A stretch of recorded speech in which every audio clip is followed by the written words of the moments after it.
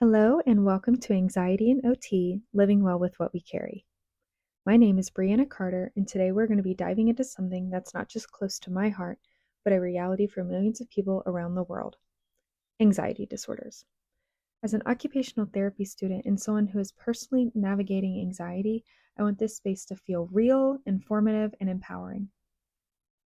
Whether you're someone who lives with anxiety, supports someone who does, or works in a helping profession such as OT, education, or healthcare, then this podcast is for you. Today, we're going to be breaking down what anxiety really is, how it impacts everyday life, and how occupational therapy offers a unique, powerful way to support and help people thrive, as well as give you some tips and tricks to cope. So let's start with the basics. Anxiety disorders are the most common mental health conditions. It's normal to have some anxiety, and you may even feel anxious or nervous if you have to tackle a problem at work, go to an interview, take a test, or even make an important decision. Some anxiety can even be beneficial. It helps us notice dangerous situations and focuses our attention so that we stay safe.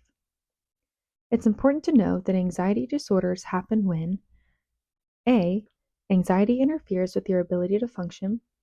B. Your reactions are often out of proportion to the situation. And C. You cannot control your responses to situations. There are several different types of anxiety disorders, each with its own unique challenges. Generalized anxiety disorder involves persistent, excessive worry about everyday things, even when there is no clear reason for concern. Panic disorder is characterized by sudden, intense panic attacks that seem to come out of nowhere, and then some individuals with panic disorder may also develop agoraphobia. And agoraphobia is the fear of being in places where escape might be difficult.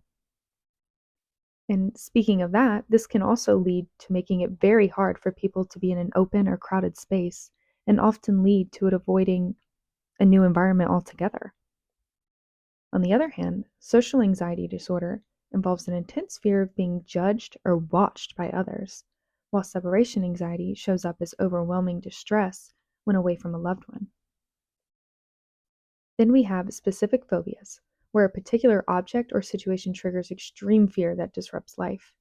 And lastly, selective mutism. This usually affects children, but this is when someone is unable to speak in a certain situation due to anxiety.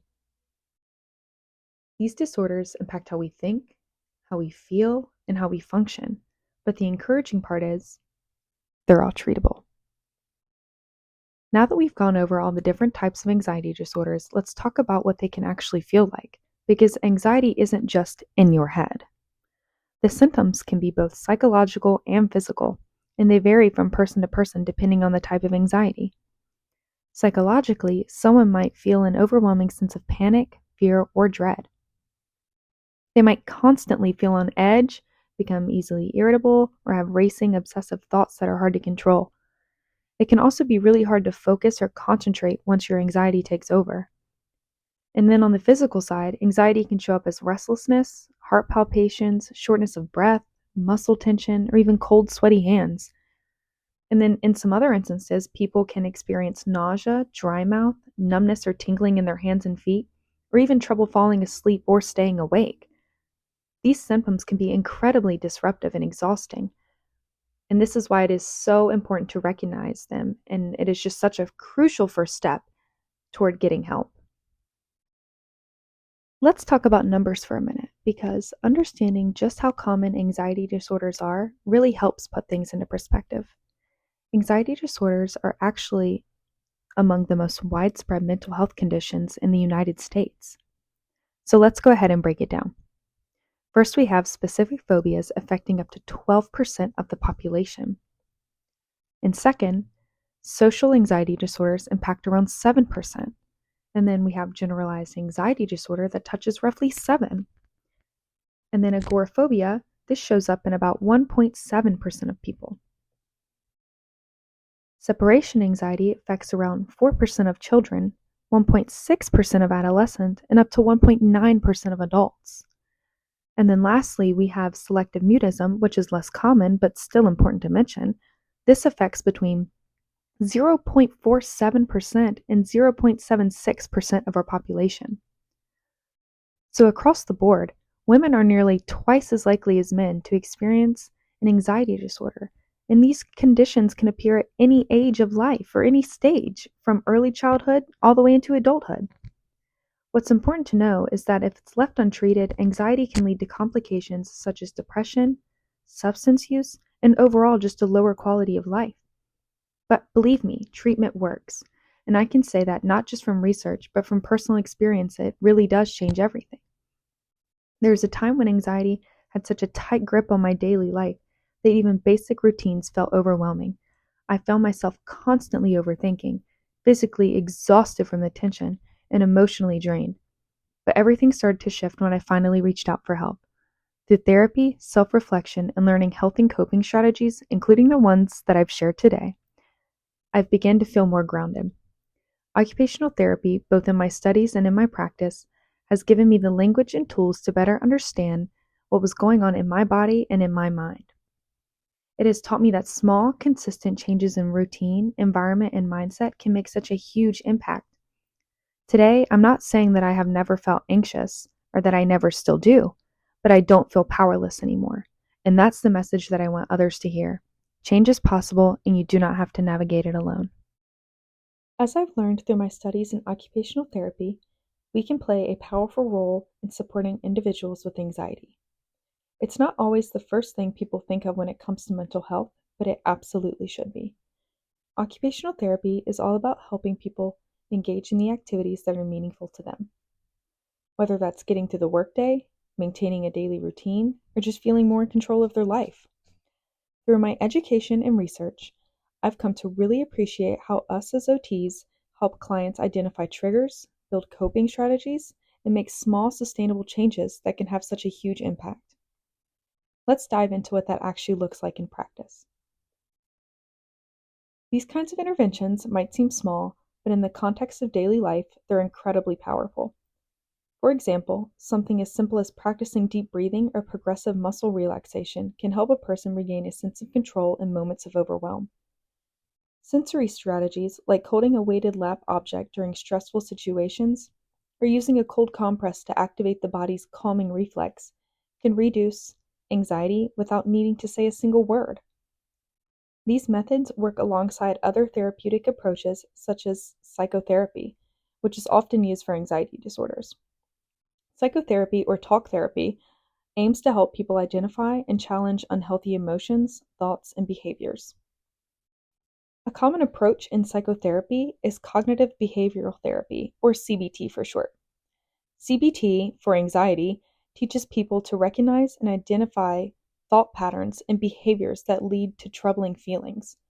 It helps shift those thoughts and reactions to triggering situations, offering a path to a better management of their anxiety. Another approach is exposure therapy, where clients are gradually and safely exposed to their fears in a controlled environment. This helps people realize they can confront what scares them and reframe their beliefs about those fears. What I love about OT is that there is no one-size-fits-all approach. Every strategy is customized to fit the client's specific needs, environment, and goals.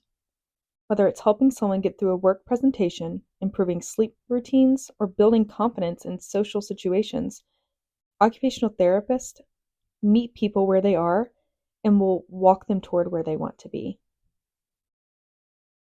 Now that we've discussed how occupational therapy can help manage anxiety, it's equally important to talk about the environment we create around mental health. If we want to make real strides in supporting individuals with anxiety and other mental health concerns, we need to normalize conversation around mental health. And that starts with each of us.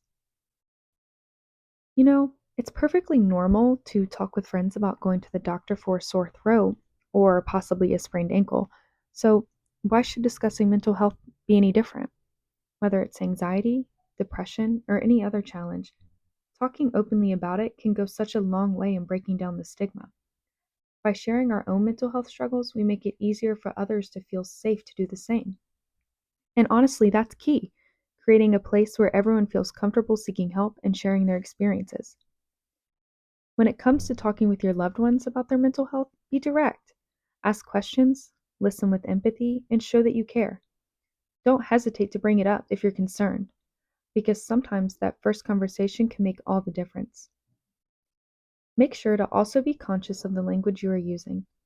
Avoid using mental health terms as negative labels. I understand that this is a small change, but it makes such a huge impact in reducing judgment and helping others feel accepted. Another powerful tool is education. Mental health conditions, just like physical illnesses, are complex and unique. By educating ourselves about the symptoms, treatments, and different strategies for managing mental health, we not only reduce the stigma, but also build a culture of empathy and support. It's important to understand that mental health struggles are just as real as any physical limitation or injury there is, and they deserve the same level of care and attention. So when we are supporting others with mental health challenges, here are some simple but impactful do's. Listen without judgment, offer your support, and ask how you can help. Let them know that they are not a burden and that their feelings are valid. Avoid rushing to fix things or giving advice without being asked. Sometimes just listening with the intent to understand can make all the difference. Now, with all of that in mind, let's explore some practical strategies that can help us manage anxiety and build a toolkit for a better mental health. Now let's dive into some practical strategies and techniques that you can use right in the moment to calm your anxiety. These strategies can help you feel more grounded and in control no matter where you are. First, deep breathing is one of the simplest and most effective tools for calming anxiety. I know it might sound cliche, but breathing deeply is like putting out a fire. Slow, cool breaths can calm your body and mind. Techniques like box breathing, alternate nostril breathing, or 4-7-8 breathing can help you feel more centered. Another powerful technique is to put a halt to negative thoughts. Anxiety often spirals when we start thinking things like, I can't handle this, or this is awful. Remind yourself that you've faced this stress before and that your brain is well equipped to handle more than you think. Try not to entertain those negative thoughts, but instead focus on what you can control and let go of what you can't. When you start to feel overwhelmed, focus on your senses. A great way you can do this is by the 5-4-3-2-1 exercise, where you tune in to 5 things you can see, 4 things you can touch, 3 things you can hear, 2 things you can smell, and then 1 thing you can taste. Focusing on your senses helps you move out of your head and back into the present moment. Another helpful tool is having a mantra, repeating simple affirmations to yourself like I am safe or this moment will pass, can help you reset your brain and remind yourself that you're okay. Positive, truthful words can be a grounding force when anxiety starts to take over your brain. Adopting a positive outlook can also be key. I'm not talking about toxic positivity, but rather focusing on the good in your life, even in difficult moments. Shifting your perspective and recognizing what you're grateful for can make it easier to pull yourself out of anxiety. When anxiety makes you feel weak or powerless, it can help to connect with your strengths. Maybe it's a role model who's inspiring you, or a spiritual belief, or an accomplishment that you're proud of. Tap into those sources of strength to remind yourself that you have the resilience to get through tough times. You can also soothe your body to calm your mind. Anxiety impacts your whole body, so try things like gentle yoga stretches or even something simple like rubbing a tennis ball under your foot or behind your back. Other options include going for a walk or taking a warm shower, just anything that helps reset your nervous system. And if none of these work for you, that's okay. It's okay to ask for help. Sometimes anxiety can feel too much to handle on your own, and that's when reaching out for support is so important. Talk to a friend, a family member, or even a professional who can guide you through it. Finally, there are some things you should avoid when feeling anxious.